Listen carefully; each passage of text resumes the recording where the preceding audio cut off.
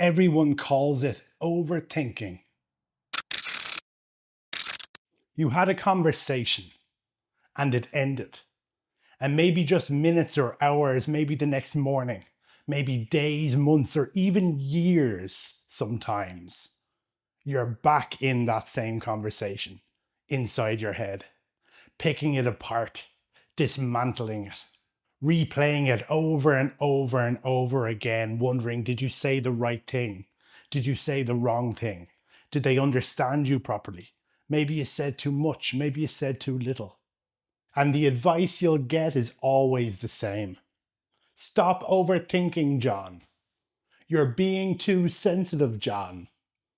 Let it go, John. This is a trait I actually have, and you might have it too. It has a name, it has a mechanism, and it's very, very well documented in lots of peer-reviewed psychology research. And once you understand what it is, not just what it feels like, but what it actually is, the whole thing starts to look completely different.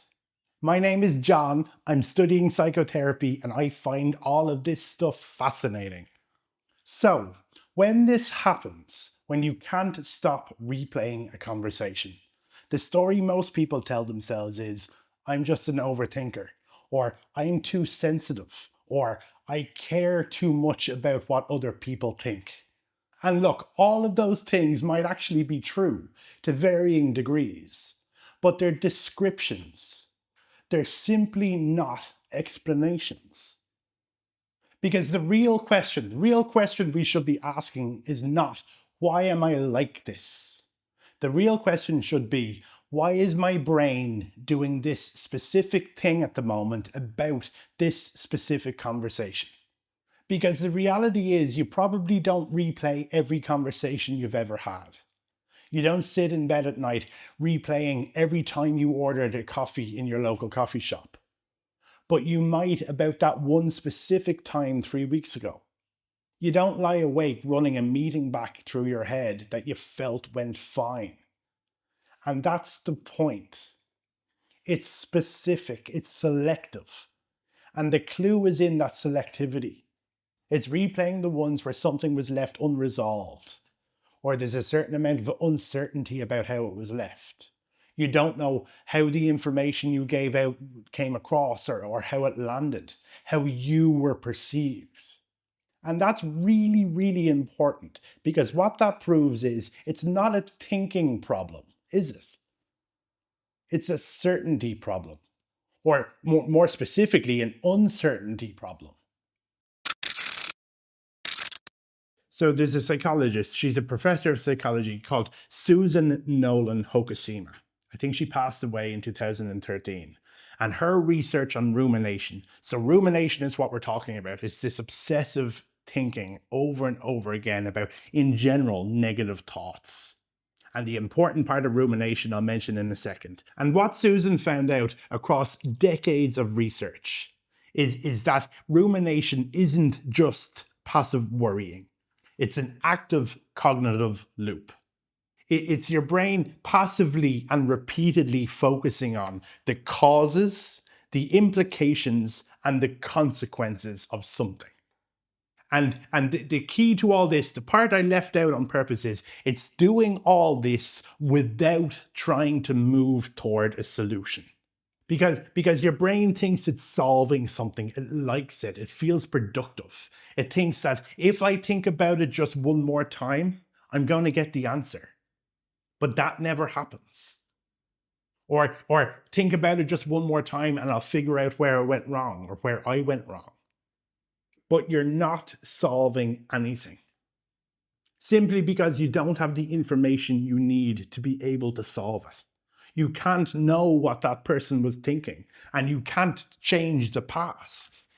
In psychotherapy, this is called mind reading. It's when you think you can read minds. It's a cognitive distortion.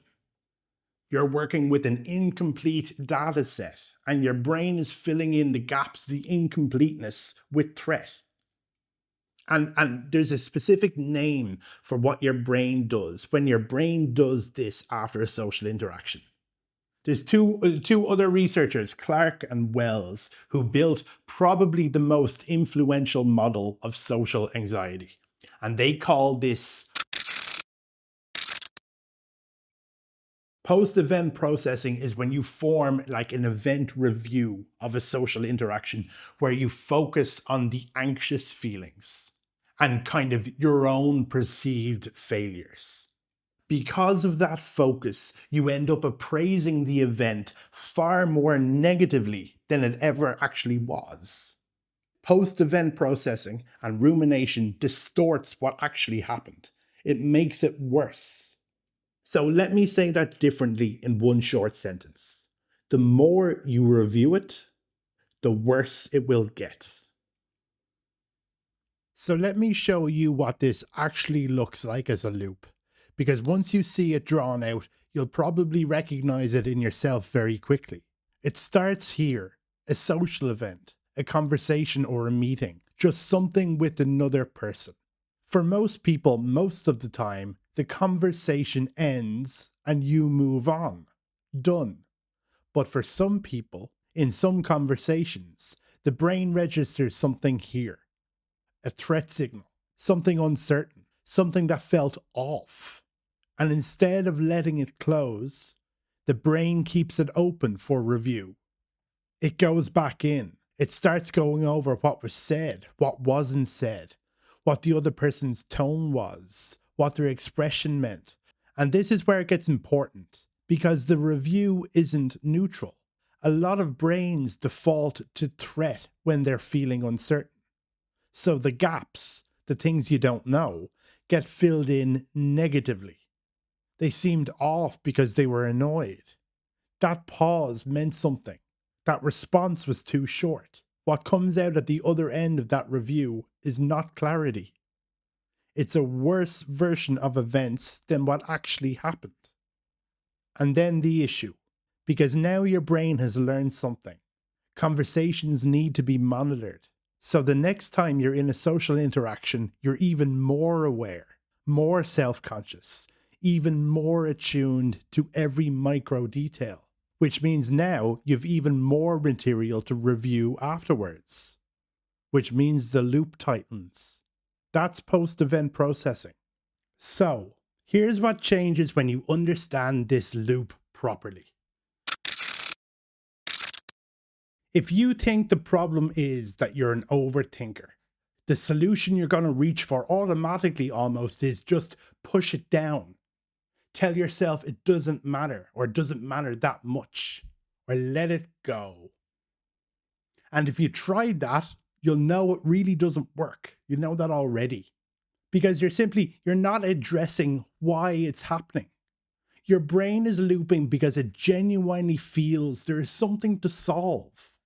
Telling it to stop is like telling someone to stop scratching an itch by simply pretending that the itch isn't there. It doesn't work like that. But if you understand that it is post-event processing, if you understand your brain is searching for certainty in an area where it cannot find it, the intervention will then look completely different. You see, you're not trying to stop the thoughts. You're trying to change your relationship to the question your brain is asking. Because the question your brain keeps asking is, how did I come across? Or did I get it right? Or what did they think? And the honest answer to those questions, the answer that might even help you a little bit, is we will never fully know. That's just how human interaction works. We can't control what other people think. And to the people in your life that seem completely unbothered by these conversations, the things that bother you, that doesn't mean they're more socially skilled than you. It just means they're more comfortable with uncertainty. And that is a trainable thing. So what actually helps? What can actually make a difference? And this isn't about giving you 5 steps to eternal greatness or something like that. I'm going to give you 3 clinically proven things that are research-based and proven to work. First one is naming it in the moment. So when you catch yourself going back into a conversation that's already ended, Instead of going deeper into the review, just name what's happening. Just say, this is post-event processing. My brain is currently searching for certainty that it won't be able to find. And that's not dismissing it. That's interrupting the automatic part of it. It's making the unconscious conscious. Even briefly helps. The second one is questioning the evidence. And this one is a huge thing in therapy. When you're fighting these type of thoughts, you're asked to look for, what's the evidence? What's the actual evidence I have that what I'm thinking is true?